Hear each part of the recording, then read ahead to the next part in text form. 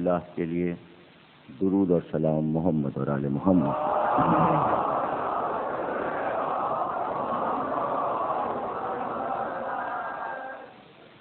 1424 ہجری کے محرم کا آغاز ہے۔ امام بارگاہ شہدائے کربلا میں عشرہ اول کی پہلی مجلس آپ حضرات سماعت فرما رہے ہیں۔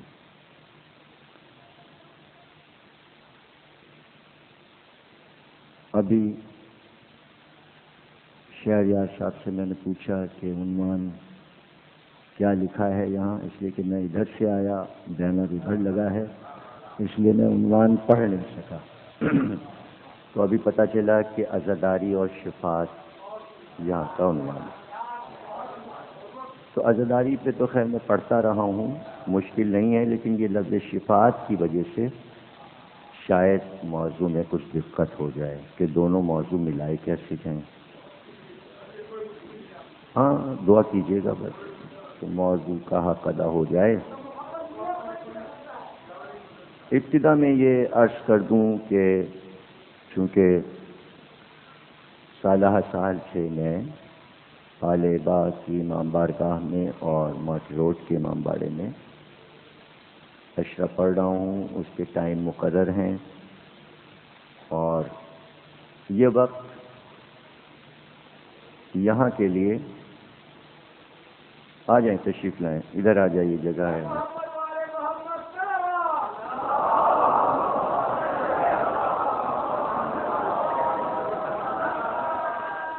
میرے خیال میں شہر میں مرکزی شہر میں یہ وقت مجلس کا عام طور سے مقرر نہیں تھا، لیکن اب ظاہر ہے کہ 11:15 بجے، جیسا کہ میرا خیال تھا کہ 11 سوا 11 تک مجھے ممبر مل جائے گا، لیکن ابھی راجو صاحب نے بتایا کہ یعنی وسیم صاحب نے بتایا، جنہیں میں محبت سے راجو کہتا ہوں، کہ آپ کو 11:15 بجے ممبر دیا جائے گا، سلام بھی ہوگا توف خانی کے بعد۔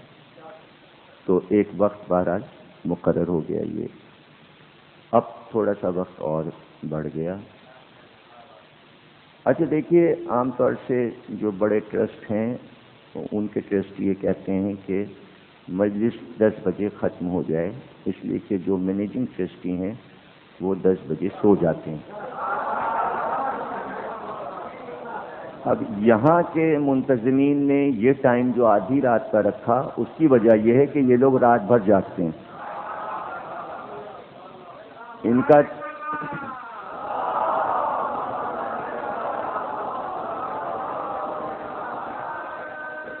کا دن رات میں ہی طلوع ہوتا ہے، تو یہ لوگ عابد شب زندہ دار ہیں، ان کی عبادت رات میں شروع ہوتی ہے۔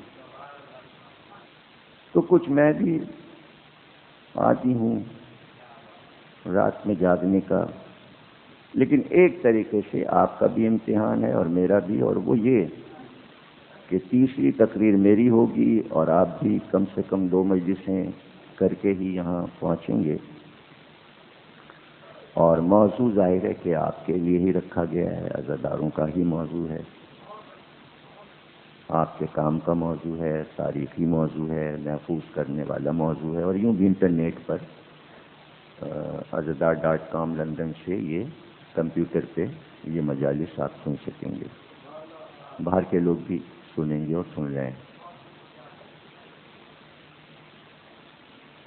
موضوع کے ساتھ ساتھ ابھی یہ بھی اطلاع ملی کہ نیا علم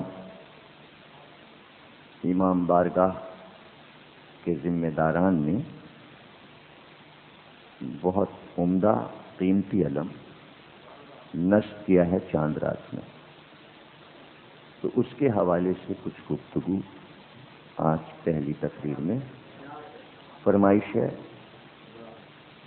فرمائشات کے ساتھ ساتھ پھر یہ بھی دیکھا کیجیے کہ کون کون سے موضوع جمع ہو کے کہاں پہ مل رہے ہیں، اور ہمارے لیے ہمارے سامعین نئے نہیں، اس لیے کہ ہم انچولی میں پورے سال پڑھتے ہیں،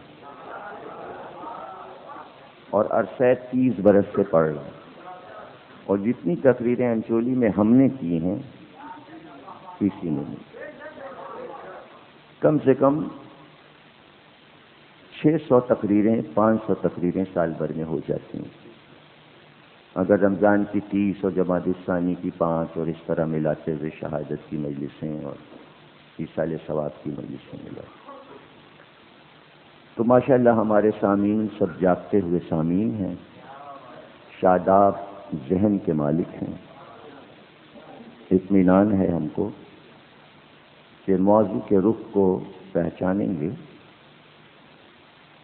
اسلام میں کل 4 علمدار ہوئے اور چاروں نامور علمدار ہوئے۔ ان 4 کے علاوہ کسی اور کا نام بحیثیت علمدار مشہور نہیں ہے۔ بھرتی کے تو تاریخ میں جتنے بھی ہوں،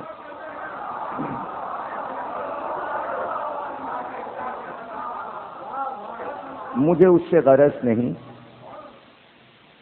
پہلا علمدار حضرت حمزہ، دوسرے علمدار جناب جعفر طیار، تیسرے علمدار علی مرتضیٰ، چوتھے علمدار حضرت عباس علمدار۔ اب یہ عجیب بات ہے کہ حمزہ بھی علمدار لیکن حمزہ علمدار نہیں کہتے، جعفر طیار بھی علمدار لیکن جعفر علمدار نہیں کہتے، علی بھی علمدار لیکن علی علمدار نہیں کہتے، لیکن یہاں آ کے لفظ موتی کی طرح ٹک جاتا ہے عباس علمدار۔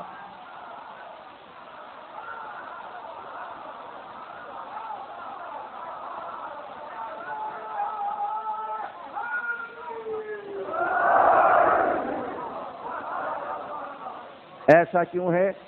اس لیے کہ حمزہ کے بعد علم جعفر کو ملا، جعفر کے بعد خیبر میں علم علی کو ملا، علی کے بعد عباس کو ملا، لیکن علی کو علم ملا خیبر سے لے کر نہروان تک، لیکن عباس کو علم ملا کربلا سے قیامت تک۔ یہ باپ ہے، یہ بیٹا ہے، یوں اس خاندان میں وراثت ملتی ہے۔ اچھا یہ ذہن میں رکھیے گا کہ ہماری یہ جو عزاداری ہے، جو ہم یکم محرم سے ہر عزاخانے میں جا رہے ہیں، اس کا ایک تسلسل ہے۔ اس علمداری کا سب سے بڑا سمبل جو ہے وہ علم ہے۔ یہ ہمارا نشان ہے، یہ ہماری پہچان ہے، یہ ہماری شان ہے، یہ ہماری آن ہے۔ اس لیے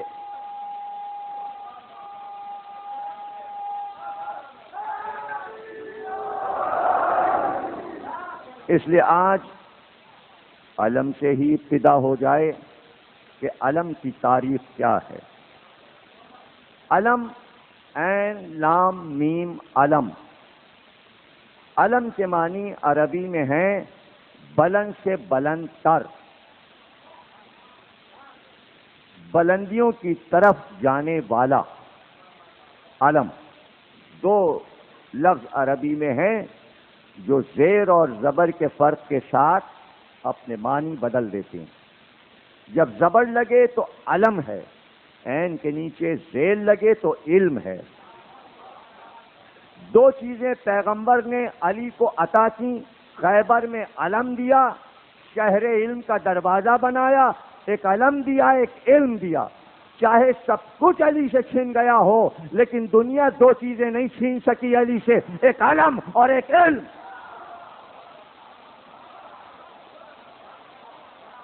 امید ہے اس جملے کی آپ قدر کریں گے۔ بھائی ہمیں وراثت میں خلافت نہیں ملی، شیعوں کو وراثت میں حکومت نہیں ملی، شیعوں کو وراثت میں فدق نہیں ملا، ہمیں وراثت 2 چیزوں کی ملی ہے، ایک علم ملا ہے ایک علم ملا ہے۔ کیا کہنا رسول اللہ کا، کیا بصیرت تھی، معلوم تھا کیا کیا چھنے گا۔ اس لیے دو چیزیں ایسی دے دو جو چھینی نہ جا سکیں. تو ہماری پہچان علم ہے یا علم ہے؟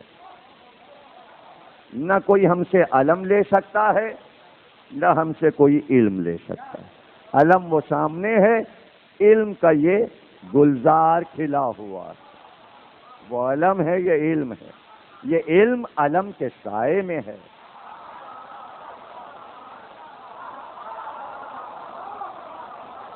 بات صرف اتنی سی تھی کہ قابیل نے حابیل کو قتل کر دیا. کچھ دنوں کے بعد جب شیش کی اولاد ہوئی تو شیش پر یہ وحی ہوئی کہ اپنے بھائی حابیل کے خون کا انتقام لے لو. جناب شیش نے کہا کہ قبیلے کے لوگ بہت دور دور پھیل چکے ہیں، کہاں کہاں آبادیاں ہو گئیں، ہم انہیں کیسے بلائیں، لشکر کیسے تیار کریں؟ تو کہا ہم جبریل امی کو بھیج رہے ہیں، یہ تمہارے پاس ایک چیز لے کر آئیں گے. وہ چیز جب فضا میں بلند ہوگی تو لوگ اسے دیکھ کر متوجہ ہوں گے یہ نئی چیز کیا ہے. اسے دیکھنے آئیں گے، سب قریب آ جائیں گے، تم انہیں پیغام سنا دینا. جبریل امی آئے تو ایک علم جنت سے لائے کہ اس پرچم کو بلند کیجیے. اب جو ہوا میں علم کا پھریرا کھلا تو اس سے پہلے انسان نے ایسی چیز نہیں دیکھی تھی. اب جو چاروں طرف کے قبیلوں نے ہوا میں اڑتا ہوا پرچم دیکھا تو سب ایک دوسرے سے پوچھنے لگے یہ کیا ہے، یہ کیا ہے؟ تو قریب چل کے دیکھو کیا ہے. چاروں طرف سے لوگ جمع ہونا شروع ہوئے اور اس پرچم کے نیچے جب جمع ہو گئے تو شیش نے یہ پیغام سنا دیا کہ اللہ نے ہم پر یہ وحی کی ہے کہ قابیل کے لشکر سے لڑو اور حابیل کے خون کا انتقام لو. علم انسانیت کو بلند ہو کے اپنی طرف بلاتا ہے.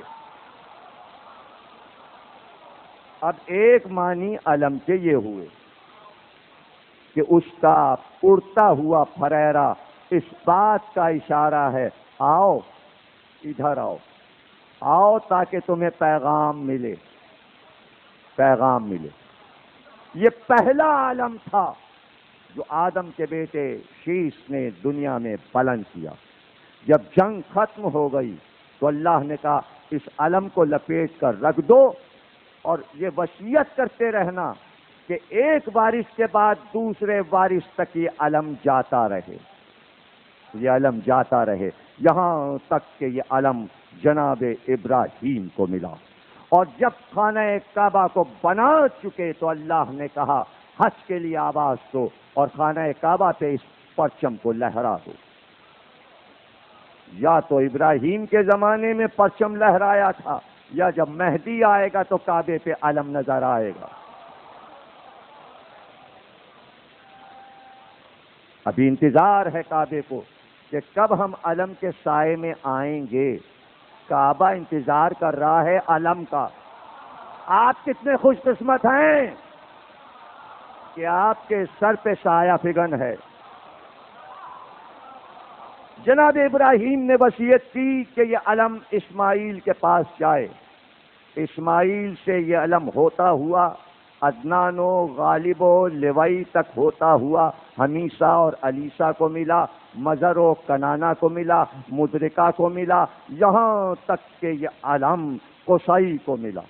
اور جناب قصی نے جب اس علم کو بلند کیا تو چونکہ قبیلہ بنی جرہم نے قبضہ کر لیا تھا کعبے پر اور مکے پر، جب لشکر بنایا قصی نے تو لوائے قصی عرب میں مشہور ہو گئے کہ پہلا پرچم جو مکے میں کعبے کو فتح کرنے کے لیے بلند کیا وہ حضور کی 7 پشت پیچھے دادا قصی نے بلند کیا. اور قصی سے عبد مناف کو ملا، عبد مناف سے کلاب کو ملا، اور کلاب سے یہ علم ہاشم کو ملا، ہاشم سے یہ علم عبد المطلب کو ملا. عبد المطلب کے 12 بیٹوں میں عبد المطلب نے انتخاب کیا علم کس کو ملے؟ علم تو بہادر کو ملتا ہے. عبد المطلب نے دیکھا کہ میرے بیٹوں میں سب سے بہادر بیٹا ابو طالب ہے، اب علم کے مالک ابو طالب ہوئے. اب جو عبد المطلب نے ابو طالب کو علم دیا تو قیامت تک اس خاندان سے علم باہر نہ جا.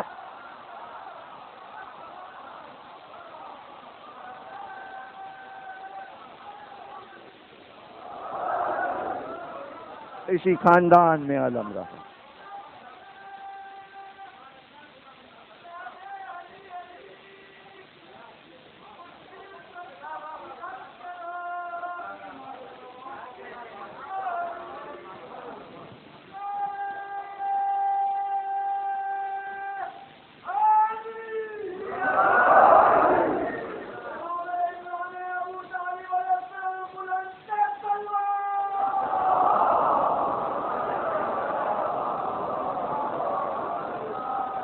بڑے شرائط ہیں علم اٹھانے کے، اور علمدار کی صفات اگر میں بیان کروں، بدحیت اور بدصورت کو علم نہیں ملتا۔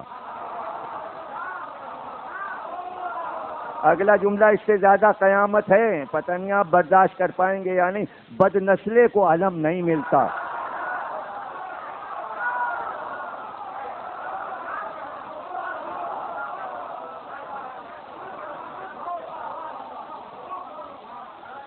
علم کے لیے انتخاب ہوتا ہے، خوشرو ہو، حسین ہو، شجاع ہو، بہادر ہو، قامت میں بلند ہو۔ چھوٹے قد والوں کو علم نہیں ملتا۔ دیکھیں، چھوٹا قد ہونا کوئی عیب نہیں ہے، ذہنی چھوٹے قد کا نہ ہو۔ بہت سے جملے ایسے آئیں گے جانے کس کو تھک سے لگ جائیں اور وہ دشمن ہو جائے۔ بھائی معاف کیجیے گا، سارے عزادار جو بیٹھے ہیں، آپ مخاطب نہیں ہیں۔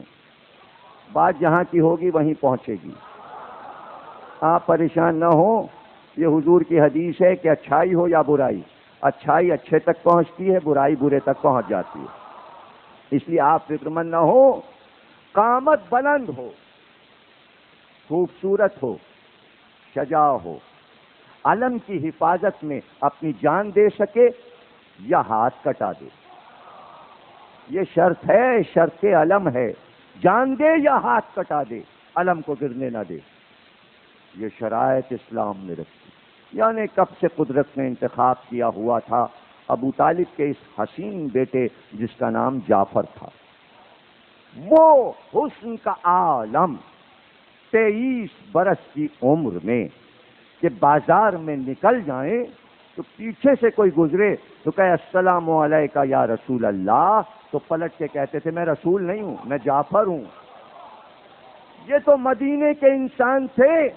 تاریخ لکھنے پہ مجبور ہو گئی کہ غار ہرا کی پہاڑی پر 4 جوان سو رہے تھے، تھکے ہوئے آرام کر رہے تھے۔ قرآن آنے سے پہلے، اقرا آنے سے پہلے، پہلی وحی آنے سے پہلے، پہلی وحی آنے سے پہلے خواب و خیال ہے۔ مسلمان نہیں جانتے لا الہ الا اللہ کہنے سے پہلے کیا تھا، یہ صرف آپ جانتے ہیں، یہ صرف آپ جانتے ہیں۔ علامہ مجلسی نے حیات القلوب میں، بہار الانوار میں اس روایت کو لکھا، 4 جوان سو رہے تھے، گہری میٹھی نیند۔ ایک رسول اللہ، ایک جناب حمزہ، ایک جعفر طیار، ایک علی۔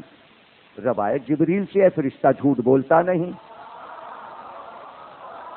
جبریل کہتے ہیں مجھ پہ وحی ہوئی کہ جاؤ وحی لے کر محمد پر وحی کرو، اور پہلی وحی لے کر جاؤ۔ جبریل گئے، غار ہرا پہ سوتے ہوئے 4 جوان دیکھے، جا کے واپس کہا چاروں جوان ایک طرح کے، مجھے کیا پتا کس پہ وحی کرنی ہے۔ آپ تو علی کی بات پہ گھبرائے ہوئے ہیں، یہاں تو حمزہ اور جعفر بھی کوئی مرتبہ رکھتے ہیں۔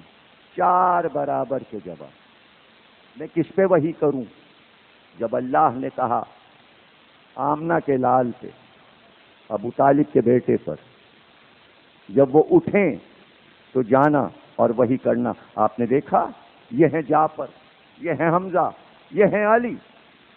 تو انتخاب کیا تھا نبی نے جعفر کا۔ اتفاق یہ کہ اس سال کربلا کی زیارت پچھلے سال بھی کی میں نے، شام کی، لیکن پچھلے سال شام نے ہی یہ منت مانی تھی کہ آئندہ جب میں آؤں تو مجھے حضرت جعفر طیار کی بھی زیارت ہو جائے۔ ظاہر ہے کہ وہ ملک الگ ہے، اردن میں ہے، ان کا مزار بہرحال انہوں نے بلایا، اور میں سمجھتا ہوں بلایا اس لیے کہ اردو، عربی اور فارسی میں پہلی کتاب جعفر طیار کی شبان حیات میں نے لکھی. نہ عربی میں تھی، نہ اردو میں کوئی شبان حیات تھی، نہ فارسی میں تھی. بھرپور مکمل شبان حیات. تو اب آپ خود بتائیے، جب حیدری پر بوری حضرات نے بہت عمدہ زری جعفر طیار کی بنوائی، چاندی اور سونے کی، اور اس میں تقریباً 3,500 سچے یاقوت جڑے گئے، اور یاقوت سے اس میں آیات اور بسم اللہ لکھی ہیں.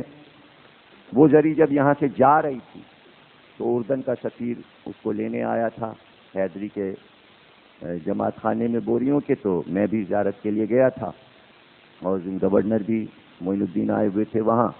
تو میں نے اپنی کتاب انہیں پیش کی کہ اس زری کے ساتھ میری یہ کتاب بھی حضرت جعفر طیار کی بارگاہ میں چڑھا دیجیے گا.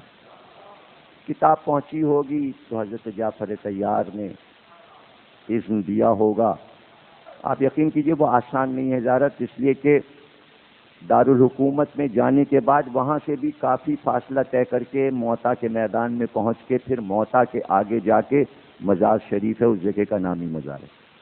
لیکن اب گورنمنٹ اردن نے بہت ہی شاندار روضہ جعفر طیار کا تعمیر کرایا، دیکھنے والا روضہ. اور جب میں وہاں پہنچا تو اطلاع یہ ملی کہ ابھی آپ کے آنے سے 2 مہینے پہلے بوریوں کے جو امام ہیں ملا، وہ 25,000 بوریوں کو لے کے مئی میں آئے تھے زیارت کرنے. جولائی میں گیا تھا تو ان کا یہ بھرا ہوا تھا. اور جب میں پہنچا ہوں تو اس وقت بھی بمبئی کا ایک قافلہ بوریوں کا آیا ہوا تھا جو وہاں نماز پڑھ رہا تھا. اس کے بعد انہوں نے ماتم شروع کر دیا اور نوا پڑھنا شروع کر دیا. تو ایک یہ بھی ایک طرح کی دل میں خوشی ہوئی کہ نوحہ اور ماتم بھی ہمیں یہاں پر ملا. یہ خیال رکھیں کہ اردن جو ہے وہ ہمارے عقیدے کی حکومت نہیں، لیکن حضرت جعفر طیار کا روضہ اور زری بنوا کر اس حکومت نے خدمت کی. اور ظاہر ہے کہ کیا تاریخ ہو اس روضے کی. زیارت ہوئی تو اب ظاہر ہے آپ خود سوچ سکتے ہیں کہ کیا تاثر اس وقت ہوگا میرے دل میں اس ہستی کا ذکر کرتے ہوئے. کیا تاثر ہوگا میرے. اور ایک تصویر سی ہے، حسین بھائی موجود ہیں اور بڑی ہم آہنگی ہے ہمارے اور ان کے ذہن میں. جب تک تصویر نظر نہ آئے تقریر کا لطف نہیں. میں کوشش کرتا ہوں کہ میں آپ کو شبیہ جعفر طیار دکھاؤں. ابو ہریرہ صحیح مسلم میں حدیث کرتے ہیں بیان کہ جیسا لباس عرب میں جعفر نے پہنا ویسا لباس کوئی پہن نہیں سکا. اس قدر جامہ زیبی تھی جعفر میں کہ وہ لباس ختم ہو گیا جعفر پہ. وہ امامہ، وہ امامے کے پیچ، وہ قبائیں، وہ قباؤں کی آستین، وہ ابائیں، وہ ہوا میں جھولتی ہوئی ابا، وہ نالین، وہ رومال، اور وہ جعفر کا گھوڑا جس کا نام اشقر تھا. جب اس گھوڑے پر بیٹھ کر نکلتے تو لوگ ساکت ہو جاتے تھے جعفر کو دیکھنے کے لیے. جب پہلی وحی آئی تو اس وقت جعفر کی عمر 23 برس تھی. 23 برس کا جوان. علی 13 کے، جعفر 23 کے. یہ روایت شبلی نعمانی نے لکھی. عباس بن عبد المطلب سے روایت ہے کہ میں نے دیکھا کہ دن ڈھل رہا تھا، محمد بنی ہاشم محلے سے نکلے، کعبے کے قریب آئے، آ کے رکے، قیام کیا. اتنی دیر میں ایک بی بی اور برآمد ہوئی جو سیاہ چادر اوڑھے ہوئے تھی. وہ رسول کے پہلو میں کھڑی ہو گئی. پھر ایک بچہ 13 برس کا نکلا، وہ آیا اور پیچھے نبی کے کھڑا ہوا. ایک بار ہم نے دیکھا محمد نے کچھ پڑھا، پھر رکوع میں گئے، پھر سجدے میں گئے، وہ سجدے میں گئے، خدیجہ بھی سجدے میں گئیں، علی نے بھی سجدہ کیا، پھر قیام ہوا، پھر سلام پھیرا گیا. میں بڑا حیران ہوا کہ یہ کیا ہے. تو کچھ لوگوں نے کہا محمد نے نبوت کا اعلان کیا ہے اور یہ ان کے دین کی عبادت کا ایک طریقہ ہے. کبھی مکے میں ایسا بھی دور تھا کہ لوگوں کو نماز کے معنی بھی نہیں معلوم تھے.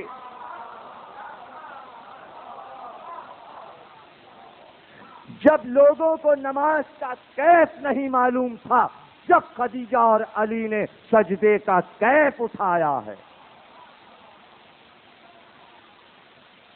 کیا لوگ نماز کی بات کرتے ہیں؟ نماز کا لطف پوچھو علی سے. بغیر وسیلے کے عبادت کا بھی لطف نہیں ہے. کیا پڑھے گا کوئی نماز؟ لیکن کہتے ہیں عباس میں نے دیکھا کہ یہ 3 اشخاص نماز پڑھ رہے تھے اور ایسے میں نے دیکھا کہ کچھ دور پر ابو طالب ایک شیر کی طرح کمر میں تلوار لگائے ہوئے لیکن قبضے پہ ہاتھ رکھے ہوئے شیر نر کی طرح ٹہل رہے تھے. پوچھا گیا یہ کیا ہے؟ کہ یہ چچا حفاظت کرتا ہے ان نمازیوں کی. اتنی دیر میں رکن یمانی کے سم سے 23 برس کا جوان، زلفیں لہراتی ہوئی، پیچ دار زلفیں، حسین چاند جیسا چہرہ. جیسا ہی ابو طالب کی نظر گئی، جعفر ادھر آؤ. باپ کی خدمت میں جعفر آئے. کہ جو محمد کر رہے ہیں، جو علی کر رہے ہیں، تم بھی جاؤ. ابو طالب نام ہے جماعت میں نمازیوں کے بڑھانے کا.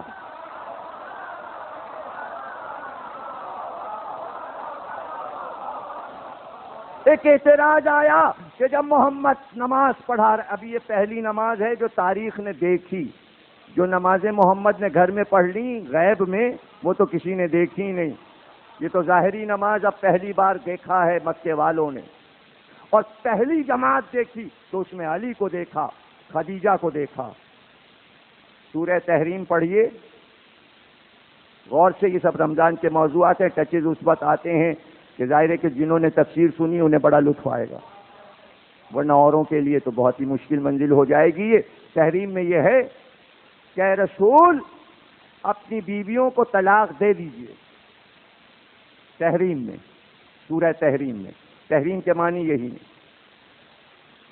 اور ہم آپ کے لیے اس سے اچھی بیویاں لائیں گے جو نماز پڑھتی ہوں گی، جو روزہ رکھتی ہوں گی. سورہ تحریم نے ایک گواہی دے دی. اس آیت میں خدیجہ نہیں آ رہی ہے. پہلی نماز سے لے کر مرتے دم تک خدیجہ کو صرف نماز پڑھتے دیکھا گیا. یہ وہ بیوی ہے جس نے پہلی نماز پڑھی اور زندگی کی آخری نماز بھی اپنے سرتاج نبی کے ساتھ پڑھی. اور یہی علی کا عالم. جعفر گئے، جماعت میں شریک ہوئے، اسی طرح سجدہ، اسی طرح رکوع، اسی طرح قیام. اعتراض ہوا کہ جب محمد نماز پڑھا رہے تھے تو ابو طالب کیوں نہیں پیچھے کھڑے ہوئے؟ ہر جگہ ابو طالب کے پیچھے پڑے. کلمہ کیوں نہیں پڑھا، یہ کیوں نہیں کیا، وہ کیوں نہیں کیا. تو یہاں بھی ایک اعتراض آیا، ابو طالب نے نماز کیوں نہیں پڑھی؟ ابو طالب کیوں کھڑے رہے، وہ کیوں نہیں گئے؟ معصوم نے جواب دیا. سورہ نساء کی آیات سنائیں. ترجمہ میں آپ کو سناتا ہوں. اے رسول، جب میدان جنگ میں دشمنوں سے خطرہ ہو، جان کا خطرہ ہو اور نماز کا وقت آ جائے تو لشکر کو 2 حصوں میں بانٹ دو. آدھا لشکر نماز پڑھے، آدھا لشکر ان نمازیوں کی حفاظت کرے. حفاظت کرنے والے پر واجب ہے کہ نمازیوں کی حفاظت کرے، وہی اس کی نماز ہے. جب اسلام کا آغاز ہوا تو اسلام کا لشکر دو حصوں میں بانٹو تو یوں بٹتا ہے، آدھے میں محمد، خدیجہ، علی، جعفر، آدھے میں ابو طالب.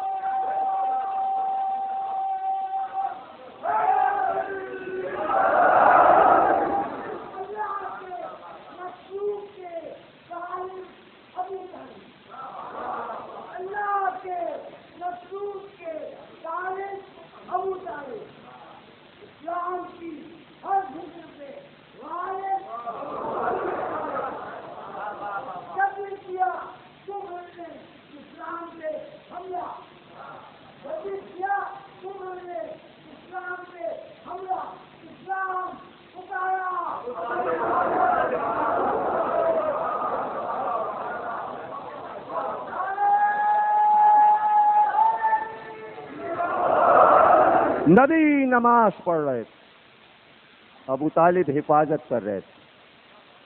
اب میں آپ کو آیت یاد دلاؤں. الف لام میم کے بعد سورہ بقرہ جو شروع ہوتی ہے اسے غور سے پڑھیے گا. اس میں یہ نہیں ہے کہ نبی نماز پڑھو، نماز قائم کرو. اور جب عاشور کے دن آپ حسین کی زیارت پڑھیں گے تو اس میں بھی آپ کہتے ہیں میں گواہی دیتا ہوں کہ آپ نے نماز کو قائم کیا. پڑھنا تمہارا عمل ہے، قائم کرنا معصوم کا کام ہے. قائم کیا، نصب کر دیا. جیسے علم نصب ہوتا ہے اس طرح معصومین نے نماز کو نصب کر دیا. کوئی اکھاڑ نہیں سکتا.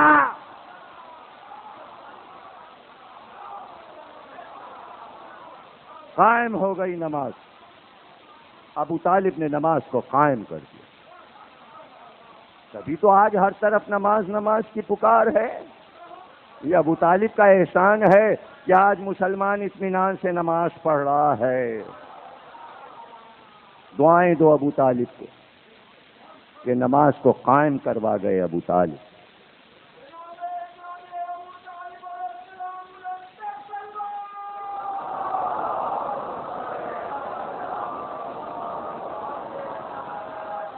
وہ پریشان کیا مکے والوں نے، وہ عاجز کیا. جہاں جعفر سجدہ کرنا چاہتے جعفر کو دھکا دے دیا جاتا، نیزے پشت میں چبھو دیے جاتے. یہ پہلا جملہ ہے تاریخ میں جسے صحیح بخاری نے لکھا، مسلم نے لکھا، ترمذی نے لکھا کہ نبی نے پوچھا تھا جعفر سے سب سے پسندیدہ چیز کیا ہے تمہاری نظر میں؟ کہا عبادت الہی. یہ تاریخ کا پہلا جملہ ہے جو جعفر نے کہا کہ میری پسندیدہ چیز سجدہ. لیکن یا رسول اللہ یہ کافر ہمیں نماز نہیں پڑھنے دیتے، سجدہ نہیں کرنے دیتے.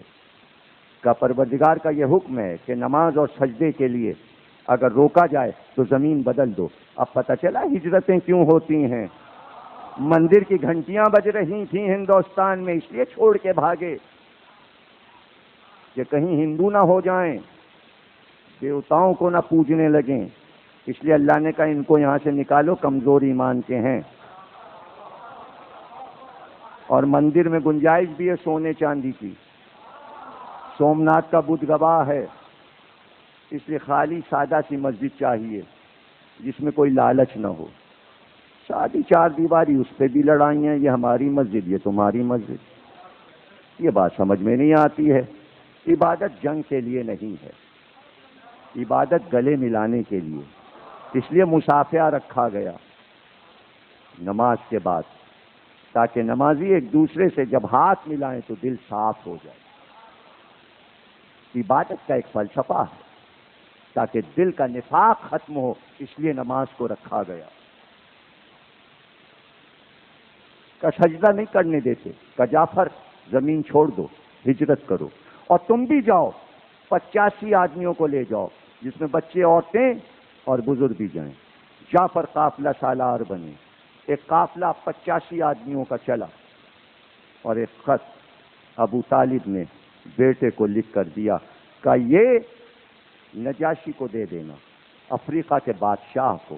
ابو طالب چھوٹے موٹے کافروں سے تعلقات نہیں رکھتے تھے، دنیا کے بڑے بڑے بادشاہوں سے تعلقات تھے، کہ اتنی بے تکلفی سے ابو طالب نے 4 شعر نجاشی کے نام لکھے، اور یوں لکھا انجان بن کے، شعر کا میں ترجمہ سنا رہا ہوں کہ میرا بیٹا جعفر نجاشی کی طرف گیا ہے، جانے اس نے میرے بیٹے کے ساتھ کیا سلوک کیا۔ کل اتنا لکھ کے دے دیا۔ اب ابو طالب کی تحریر کی طاقت دیکھیے گا۔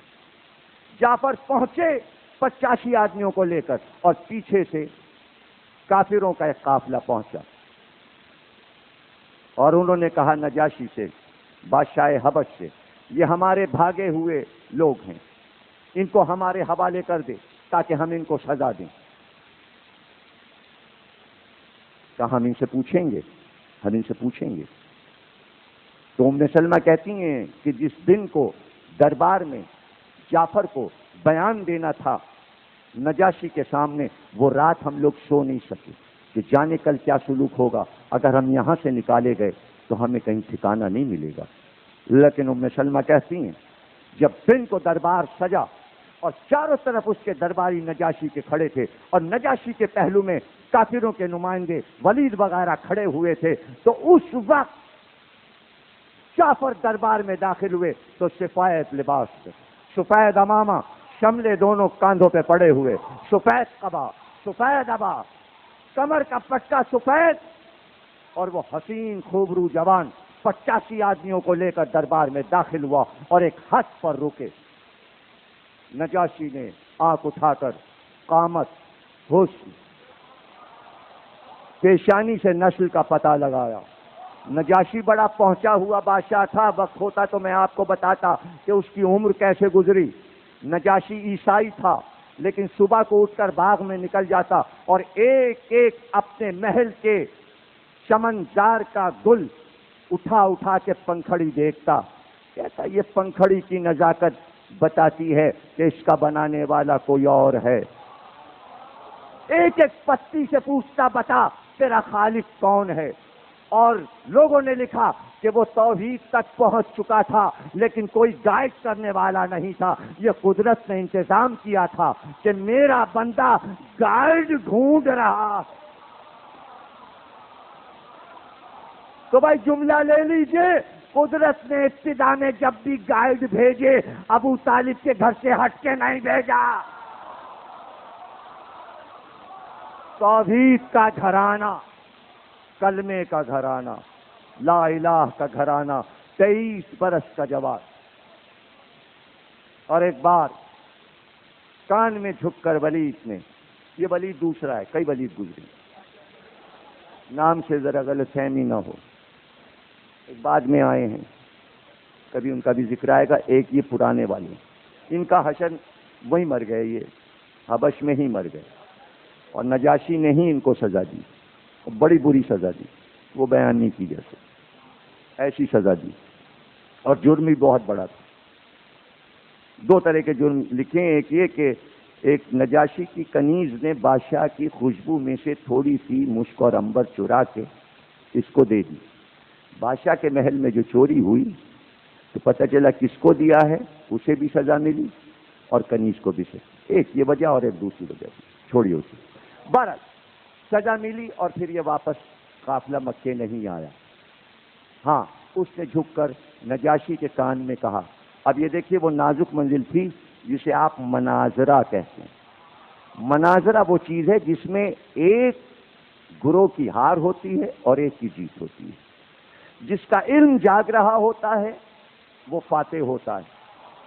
ہمیشہ یاد رکھیے، مناظرہ وہ فن ہے کہ جس میں آپ کو اس طرح پرواز کرنا ہوتی ہے کہ کبوتر اگر مجمع سے اڑے تو کوئی پکڑ نہ سکے، وہ سمتیں نہیں بدلتا بلکہ ہیلی کاپٹر کی طرح اوپر جاتا ہے پھر پرواز کرتا ہے تاکہ مجمع کبوتر کو پکڑ نہ سکے. یہ مناظرے کا پہلا فن ہے. یہ نہیں کہ بیٹھ گئے ساتھ میں مناظرہ کرنے، حاضر لائن ہو گئے.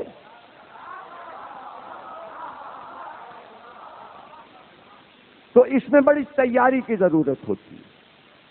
آپ دیکھیے ابو طالب کا بیٹا جعفر طیار، اس نے جھک کر نجاشی کے کان میں کہا، ان سے پوچھئے یہ عیسیٰ اور مریم کے بارے میں کیا عقیدہ رکھتے ہیں. ظاہر ہے کہ بادشاہ کا عقیدہ ہے کہ عیسیٰ خدا کے بیٹے ہیں، اور قرآن یہ کہے گا نہیں، اسلام یہ کہے گا نہیں. عقیدے میں ٹکراؤ ہوگا، بادشاہ جعفر کو قتل کر دے گا. یہ ہے ابو طالب کے گھرانے کی خدمات کہ لاکھوں برسوں بھی ان احسانوں کو اتارا نہیں جا سکتا کہ جعفر نے کیسے اسلام کو حبش میں بنایا اور پھیلایا. حبش کا اسلام مصر سے یوگنڈا تک جعفر کا پھیلایا ہوا ہے. 14 برس جعفر رہے ہیں حبش میں، اور 14 برس میں وہ کام کیا جو نبی نے مدینے میں 10 برس کیا تھا. نبی کی ہجرت سے پہلے جعفر کی ہجرت ہوئی.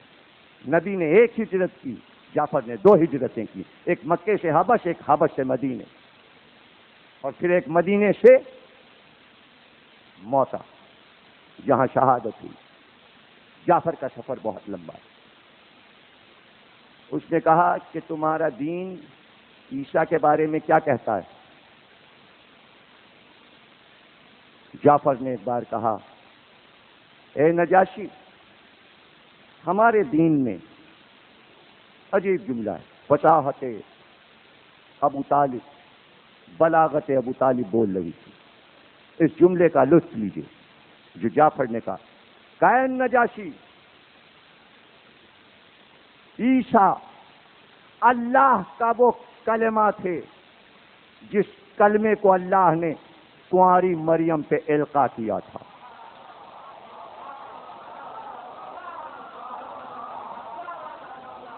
عیسیٰ اللہ کا وہ کلمہ تھے جس کلمے کو اللہ نے کنواری مریم پر القا کیا تھا.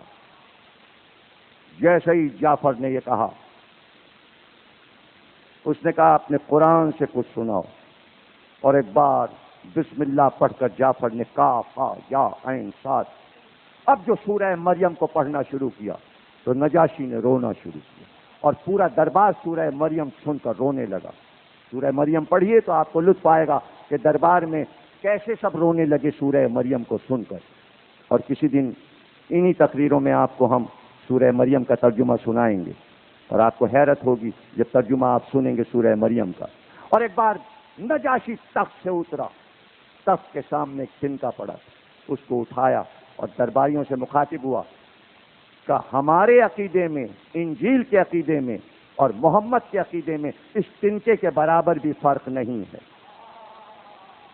اور ایک اعلان کیا، جاؤ جہاں دل چاہے رہو ہمارے ملک میں، جہاں چاہو مکان بناؤ، ہم تمہیں رہنے کو کالونی دیتے ہیں.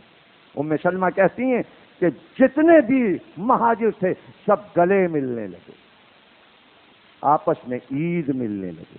14 برس جعفر رہے نجاشی کے ملک میں. نجاشی کا پہلا بیٹا پیدا ہوا تو اس نے محمد نام رکھا. جعفر کا پہلا بیٹا ہوا تو جعفر نے اس کا نام عبداللہ رکھا. دوسرا بیٹا ہوا تو اون نام رکھا. تیسرا بیٹا ہوا تو محمد نام رکھا. 3 بیٹے جعفر کے حبش میں ہوئے. اسما بنت امیس آپ کی زوجہ. 14 برس کے بعد جعفر واپس ہوئے. نجاشی اجازت نہیں دے رہا تھا، لیکن جب نجاشی نے رخصت کیا، قیمتی زریں، تلواریں، نیزے، کئی قیمتی گھوڑے تحفے دیے کہ یہ ہماری طرف سے نبی کو تحفے میں دینا. اب جو مدینہ آئے جعفر تو سناٹا تھا، مدینے میں خاموشی تھی. کہ یہ سناٹا کیسا؟ کہ نبی تو لشکر لے کر گئے ہیں، خیبر میں لڑائی ہے. یہ کہہ کر گھوڑے پہ دوبارہ سوار ہو گئے. وہ مدینہ ہمیں اچھا نہیں لگتا جس میں ہمارا بھائی محمد نہ ہو. اور سیدھے خیبر کی طرف چلے۔ ادھر نبی کو خبر ہوئی کہ 14 برس کے بعد میرا بھائی جعفر آ رہا ہے۔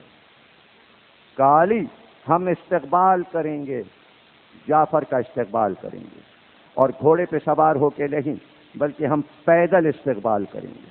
ادھر سے جعفر بڑھ رہے ہیں، ادھر سے نبی بڑھ رہا ہے، استقبال کے لیے آگے بڑھ۔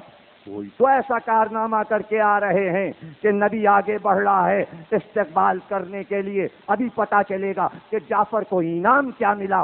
14 برس کے بعد قدرت کی طرف سے اور رسالت کی طرف سے ایک بار جعفر نے دیکھا کہ نبی آ رہے ہیں، گھوڑے سے کود پڑے، دوڑ کر قریب پہنچے، جھک کر سلام کیا۔ نبی نے جعفر کا چہرہ دیکھا، ہاتھ کو پھیلایا، جعفر کے کاندھے پہ ہاتھ رکھا اور ایک بار سینے سے لپٹا لیا، پھر آواز کی علی ادھر آؤ۔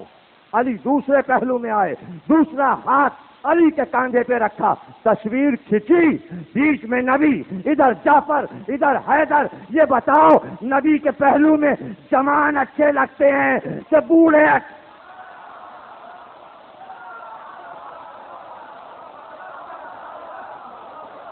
ہو گئی تقریر ختم۔ یہ محمد ہیں، یہ پیمبر ہیں، یہ جعفر ہیں، یہ حیدر ہیں۔ اب صحیح بخاری اور مسلم نے لکھا کہ ایک بار جعفر کو دیکھا، پھر حیدر کو دیکھا، کبھی حیدر کو دیکھتے کبھی جعفر کو، کبھی جعفر کو دیکھتے کبھی حیدر، اور ایک حدیث کا نزول ہوا۔ فرمایا مجھے نہیں معلوم کہ آج مجھے علی کے خیبر فتح کرنے کی خوشی زیادہ ہوئی یا جعفر کی حبشہ سے واپسی کی خوشی زیادہ ہوئی، اور دونوں کو سینے سے لپٹا دی۔ 8 ہجری میں موتا لشکر بنا کے بھیجا تو علم جعفر کو دے دیا اور کہا اگر زید بن حارثہ قتل ہوں اور عبداللہ ابن رواحہ قتل ہو جائیں تو جعفر علمدار ہیں، یہی کمانڈ کریں گے اس لشکر کو، سردار یہ ہیں، لیکن جب سب مر جائیں تو علم یہ اٹھا لیں۔ اور اب جو موتا کا میدان میں دیکھ کے آیا ہوں، اردن نے اس میدان کو خراب نہیں کیا، پورا میدان ایسے ہی پڑا ہے جہاں جنگ ہوئی، اور بیچ میں ایک مینار بنا دیا ہے جس پہ شہداء کے نام، سب سے اوپر جعفر کا نام لکھا ہے، اور موتا یونیورسٹی بنا دی۔ میدان کے ایک کنارے بہت بڑی یونیورسٹی بنوائی ہے اردن نے، جس میں تعلیم ہو رہی ہے۔ تو آپ دیکھیے جعفر کے نام سے علم بھی پھیل رہا ہے، اور دیکھنے والا میدان ہے، وہ زیارت کریں، اللہ کرے سب اردن جائیں تو جعفر کی زیارت کریں۔ علم لے کر گھوڑے سے اتر گئے اور کہا ہم پیدل جنگ کریں، اور یہ پہلی جنگ ہے اسلام میں کہ ایسی تلوار سے جعفر نے جنگ کی کہ تلوار جعفر کی استنبول ترکی کے میوزیم میں رکھی ہے، اور رپورٹر کا بیان چھپا ہوا موجود ہے کہ اسی کے پاس چھوٹی چھوٹی چھریاں بھی رکھی ہیں، لیکن کسی کی چھری جعفر طیار کی تلوار کو ناپ نہیں سکتی۔ لوگ کہتے ہیں جعفر یہ تلوار اٹھاتے کیسے ہوں گے، اور اس تلوار سے ابو طالب کا بیٹا لڑا۔ مولانا روم نے بیان کیا ہے کہ جس وقت جعفر نے حملہ کیا تو روم کا جو بادشاہ تھا جو قلعے میں بیٹھا تھا، اس نے کہا اس شخص کے چہرے سے یہ لگتا ہے کہ یہ ہمارے قلعے کو ہاتھ سے اٹھا کر الٹ دے گا۔ فاتح خیبر کا بھائی ہے، اور ایسا ہی ہوا کہ رومیوں کا قتل عام ہوا، لیکن جعفر نے ہاتھ کٹا دیے علم کی حفاظت میں، اور نبی نے ممبر پہ بیٹھ کے مدینے میں فرمایا میں دیکھ رہا ہوں وہ جعفر لڑ رہے ہیں علم لیے ہوئے۔ اور اس کے بعد فرمایا جعفر کے لیے موت نہیں ہے، جعفر کے لیے موت نہیں ہے، بلکہ جب نیزوں پر رومیوں نے اٹھا لیا جعفر کے جسم کو تو اللہ نے جعفر کی روح کو پرواز کرایا، اور اسی وقت نبی نے یہ دیکھا کہ ممبر کے سامنے سے ایک شخص اڑتا ہوا چلا۔ جبریل امین نے کہا آپ کے بھائی کو اللہ نے زمرد کے 2 پر عطا کر دیے۔ بس اس دن سے نبی نے جعفر کا نام جعفر طیار رکھ دیا۔ طیار کے معنی ہے پرواز کرنے والا، اور حدیث یہ آئی کہ جنت میں پرواز کرتے ہیں اپنے پروں کے ساتھ. جعفر طیار یہ اسلام کا تیسرا علمدار تھا. خبر آئی شہادت کی، رسول منبر سے اترے، جبریل نے بتایا، سیدھے اپنے گھر نہیں گئے، سیدھے جعفر طیار کے گھر گئے اور کہا علی سیدہ سے کہو کھانا پکا کر اسما کے پاس لائیں. یہ بنیاد پڑی ہے اسلام میں اس دن سے کہ ایسے غمی کے گھر میں کھانا دوسری جگہ سے آتا. یہ رسول نے بنیاد رکھی. لیکن کہتے یہ ہیں کہ جناب سیدہ جب گھر میں داخل ہوئیں تو یہ کہتی ہوئی آئیں، ہائے میرا چچا جعفر، ہائے اسلام کا علمدار. یہ تعزیت تھی، تعزیت. یہ علم کے لیے قربانی تھی. کن کن منزلوں سے یہ علم گزرا ہے تب آپ تک پہنچا ہے. میں سمجھتا ہوں بہت خوش قسمت ہیں حسن رضا پرویز اور ان کے تمام احباب، کارکن، امام بارگاہ کے منتظمین جنہوں نے نیا علم نصب کیا. یہ علم نشانی ہے اس بات کی کہ اب تک بلا رہا، ہمارا پرچم تمہیں بلا رہا. علم کو دیکھ کر جو آتے ہیں وہ صحیح راہ پہ لگ جاتے ہیں. یہ سندھ کی سرزمین علم کی سرزمین ہے. یہاں آپ علم لے کر نہیں آئے ہیں ہندوستان سے، صدیوں سے یہاں علم لگا ہوا ہے. گاؤں میں، گوٹھوں میں. تاریخ میں جب پڑھیں گے آپ سندھ کی تاریخ میں تو پتہ چلے گا کہ یہ علم گاؤں گاؤں کیوں لگائے جاتے تھے. تو تاریخ میں یہ لکھا ہے کہ چونکہ یہ راستہ تھا ہندوستان جانے کا سندھ، اور عرب اور ایران کے قافلے ادھر سے جاتے تھے، تو چونکہ ریگستان سے گزرتے تھے تو ایسا نہ ہو کہ قافلے پیاسے مر جائیں، صحرا میں کھانا نہ ملے، پانی نہ ملے. تو سندھ کے محبت کرنے والے میزبان اونچے اونچے علم لگاتے تھے تاکہ دور سے دیکھ لیں کہ جہاں یہ علم لگا ہے وہاں آبادی ہے، اور قافلے کو راستہ تلاش کرنے میں دشواری نہ ہو. اور جب وہ بھٹکتے ہوئے قافلے سندھ کے میزبانوں تک پہنچتے تو وہاں کھانا بھی تیار ملتا اور پینے کو پانی بھی ملتا. کم از کم تاریخ تو بتا رہی ہے کہ علم سے پانی بھی ملتا ہے اور کھانا بھی ملتا ہے. اس میں کیا پریشانی ہے کہ علم کھانے کو دیتا ہے؟ سندھ کی تاریخ میں تو دیتا تھا، آج بھی دے سکتا ہے. حاضری اور نظر ابا سے علمدار کی.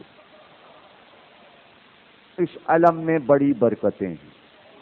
خوش قسمت ہیں جو اس علم کے سائے کے نیچے رہیں. تقریر ہو گئی. ابھی آلیبا میں بھی عرض کر رہا تھا کہ جب قافلہ تیار ہو گیا سب سے آخر میں عباس گھوڑے پہ سوار ہوئے، ہاتھ میں پرچم تھا.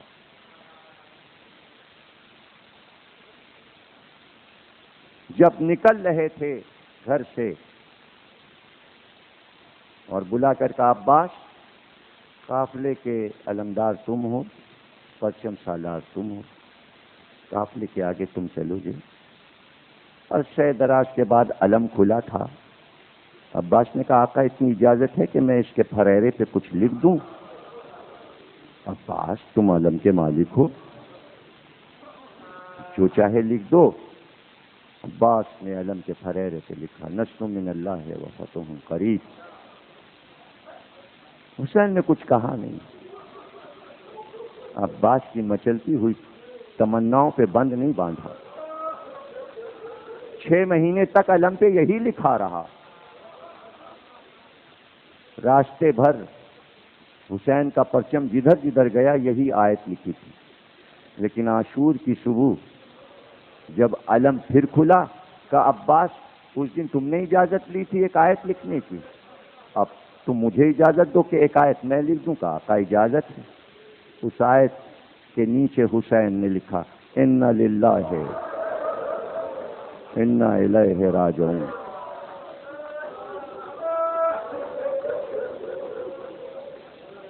دو آیتوں کی یادگار ہے یا اللہ. آپ نے وزن دیکھا علم کا, لیکن اس دن تو اتنا وزن بڑھ گیا جب سکینہ نے اپنی مشق بھی بنا. میں سمجھتا ہوں کہ یہ علم جو یہاں لگا ہے, پہلی بار جو علم امام باڑوں میں لگائے گئے ہیں, پہلی بار اس علم میں سکینہ کی مشق کی, تاکہ عباس کے ساتھ سکینہ بھی یاد آئیں. ہو گئی تقریر. ابھی کیا ذکر آگے کا, ابھی تو ہم مدینے میں ہیں. ایک بیٹی سکینہ ہے, اس کا بھی نام آج آ گیا, لیکن آج تو ہم ذکر کرتے ہیں حسین کی اس بیٹی کا جو مدینے میں رہ گئی, صغرا بی بی کا. محرم کی پہلی تاریخ سفر کا آغاز ہے. بھرا گھر خالی ہو رہا ہے. تیاری شروع ہوئی, سامان سفر بننے لگا کہ ایک بار اپنے عصا کا سہارا کیے ہوئے ام سلمہ آئیں. 90-95 برس کی عمر ہے. یہ نبی کی آخری بیوی ہیں جو سن 61 ہجری تک زندہ رہی اور ہمیشہ حسین کے ساتھ رہی. حسین نانی کہہ کے مخاطب کرتے. حسین کو بہت چاہتی تھیں, بہت محبت کرتی تھیں, اور کہتی کہ پنجتن میں ایک ہی تو دم. حدیث قصہ کی ایک ہی نشانی تو بچا ہے, نبی کے گھر میں حسین ہے. کہ بیٹا سنتی ہوں کہ تم سفر کا ارادہ رکھتے ہو. کہاں نانی جان, سفر کا ارادہ ہے. کہ بیٹے میں نے تمہارے نانا سے سنا ہے, تو ایک بات کہوں اگر اجازت ہو. کا نانی کہیے. کہ بیٹا کہیں بھی جانا مگر عراق نہ جانا.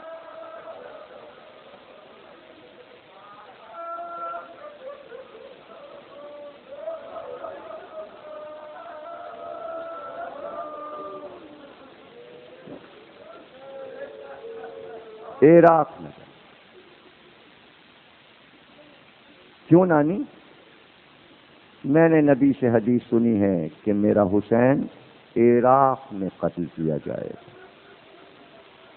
نانی حدیث صحیح ہے, حدیث صحیح ہے, لیکن میں اگر کسی پوشیدہ مقام پر بھی چھپ جاؤں تو بنی امیہ مجھے قتل کیے بغیر رہیں گے نہیں. اور نانی میرا مقدر ہے, مجھے عراق جانا ہے. ایک سرزمین مجھے آواز دے رہی. کیسے رخصت کیا ہوگا ام سلمہ نے, جس نے حسین کو گود میں پالا. کس طرح ام البنین نے اپنے چاروں بیٹوں کو اور حسین کو رخصت کیا. لیکن سب سے بڑی قیامت صغرا کے لیے تھی, بی بی صغرا کے لیے تھی. جب حسین آئے تو آرام کر رہی تھیں جناب صغرا. پہلو میں بیٹھ گئے اور بازو صغرا کا پکڑ کے سورہ الحمد پڑھنے لگے. بے اختیار ماں سے مخاطب ہو کر کہا, اماں کیا بات ہے, آج بابا آنکھیں بچاتے میری طرف نہیں دیکھتے. اماں مجھے اٹھائیے, مجھے اٹھائیے. مجھے ایسا احساس ہو رہا ہے کہ یہ گھر مجھے خالی خالی لگ رہا ہے. اب جو صحن میں آئیں دیکھا علی اکبر کا حجرہ خالی ہے, دیکھا قاسم کا حجرہ خالی. اماں یہ سب کہاں گئے؟ بیٹا تمہارے بابا سفر پہ جا رہے ہیں. تو کہا اماں کیا ہمیں نہیں لے جائیں گے؟ صغرا تم بیمار ہو، تمہاری وجہ سے تو دادی ام البنین کو چھوڑا گیا، یہ تمہاری نانی ام سلمہ کو تمہاری وجہ سے چھوڑا گیا. صغرا صعوبات سفر کو تم برداشت نہیں کر سکتے، گرمی کا زمانہ ہے، صحرا کا سفر ہے. کہا اماں تو پھر ہم بچھڑے ہوئوں سے کب ملیں گے؟ کہا یہ تو تمہارے بابا جانے. حسین سن رہے تھے سب کچھ اور بے اختیار باہر نکلے اور نکل کر کہا علی اکبر جاؤ بہن سے مل لو، جاؤ جا کر بہن سے مل لو. کہ بابا ہمت نہیں پڑتی کہ میں صغرا کے ساتھ. کہ نہیں علی اکبر جاؤ، آخری بار بہن سے ملو.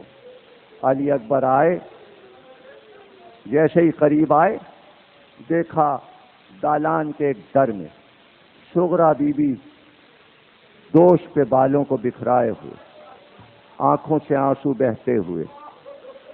علی اکبر قریب آئے تو صغرا نے اپنا سر علی اکبر کے دوش پہ کاندھے پہ رکھ اور ایک عجیب جملہ کہا کہ بھیا جب چاند چلا جائے گا تو گھر میں روشنی کہاں رہے گی؟ اے حسین کے ماہ انور، یہ گھر تو اندھیرا ہو جائے گا. اے بھیا یہ وعدہ کرو کہ بابا جہاں بستی بسائیں گے ہم کو آ کے لے جاؤ گے. بہت آہستہ سے علی اکبر نے کہا صغرا ہم وعدہ کرتے ہیں. تقریر کے آخری جملے ہیں. خوب آپ نے فضائل سنے، گریہ بھی کیا. ظاہر ہے پہلی محرم ہے، اس کے باوجود استقبال عزا جس شان سے کرنا چاہیے اسی شان سے آپ نے کیا. سادات کی بستی ہے، رونے والوں کی بستی ہے، حسین کے عزاداروں کی بستی ہے. اور دلوں میں جو حسین کی بستی بسی ہے اسے کس نے دیکھا؟ یہاں تو دل بھی روتے ہیں، آنکھیں بھی روتی ہیں. دو چار جملے ہیں دل کے تڑپانے کو کہ بھیا علی اکبر وعدہ کرو بابا جہاں ٹھہریں گے شہر بسائیں گے لینے آؤ گے؟ کہاں صغرا ہم وعدہ کرتے ہیں ہم تمہیں آ کے لے جائیں گے. پھر کچھ سوچ کے کہ بھیا ہو سکتا ہے بیماری تو ایسی ہے کہ تب جو ہے وہ جدا نہیں ہوتی، بخار ہے کہ بڑھتا جاتا ہے، یعنی تمہارے آتے آتے صغرا مر گئی تو کیا ہوگا، اور میرے مرنے کے بعد آنا اور شادی ہو تو دلہن کو لے کر میری قبر پہ ضرور آنا اور دلہن سے کہنا یہ صغرا کی قبر ہے جو انتظار کرتے کرتے مر گئی. کیا بولیں علی اکبر، آنسو بہا کر رہ گئے. کیا جملہ میں آپ کو سناؤں؟ بھائی بہن سے کیسے جدا ہوا؟ بس یوں سمجھ لیجئے جیسے حسین زینب سے جدا ہوئے. آج تو نہیں پڑھ سکتا، رخصت تو 9 محرم کو پڑھوں گا نا، لیکن کچھ یاد دلا دیا. یوں بھائی بہن سے جدا ہوا، کیسے گھر سے باہر نکلے، کیسے گھوڑے پہ سوار ہوئے. لیکن جن بھائیوں کی چھوٹی بہنیں ہیں وہ احترام کریں گے ان جملوں کا کہ بہن اگر بھائی سے کوئی فرمائش کر دے اور بھائی پردیس جائے تو بہن کی آواز کان میں گونجتی رہتی ہے، میری بہنا نے یہ کہا تھا، میری بہنا نے یہ کہا تھا. علی اکبر چلے، سب نے رخصت کیا. تقریر کا آخری جملہ، سب نے رخصت کیا، سب سے علی اکبر رخصت ہوئے. ایک بار ایک آواز نہیں پائی، بھیا علی اکبر. ابھی بھائی نے کہا رخصت کیا، مڑ کے دیکھا تو سید الساجدین عصا کا سہارا کیے علی اکبر کی طرف آ رہے تھے. دوڑ کے بھائی سے لپٹا تو بے اختیار سید سجاد نے کہا علی اکبر ہمیں معلوم ہے جو بھی جا رہا ہے وہ وصیت کر کے جا رہا ہے۔ بابا بزرگ ہیں، ہمیں معلوم ہے تم بابا کو کوئی وصیت نہیں کرو گے، علی اکبر کوئی وصیت کرنی ہو تو بھائی کو بتا دو، بھائی کو بتا دو۔ بھائی سے لپٹ گیا، کہا بھیا سید سجاد دو وصیتیں ہیں، پہلی وصیت یہ ہے کہ میرا لاشا حسین کے پیروں کی طرف رکھ کر قبر بنانا، آج تک علی اکبر زری میں حسین کے پائینے پائے جنہوں نے زیارت کی ہے۔ علی اکبر کی زیارت ادھر ہی پڑھتے ہیں، 6 کونوں کی زری ہے، اس لیے کہ حسین کی زری میں علی اکبر کا لاشا ہے، وہیں قبر ہے۔ اور کہا بھیا دوسری وصیت یہ ہے، شغرا سے وعدہ کیا تھا کہ ہم آ کے لے جائیں گے، جب مدینے واپس جانا تو شغرا سے کہہ دینا کہ تیرا بابا نرغے آدھا میں گر گیا، شغرا یا تو بابا کو بچاتے یا تمہیں لینے آتے۔ علی اکبر بابا پہ فدا۔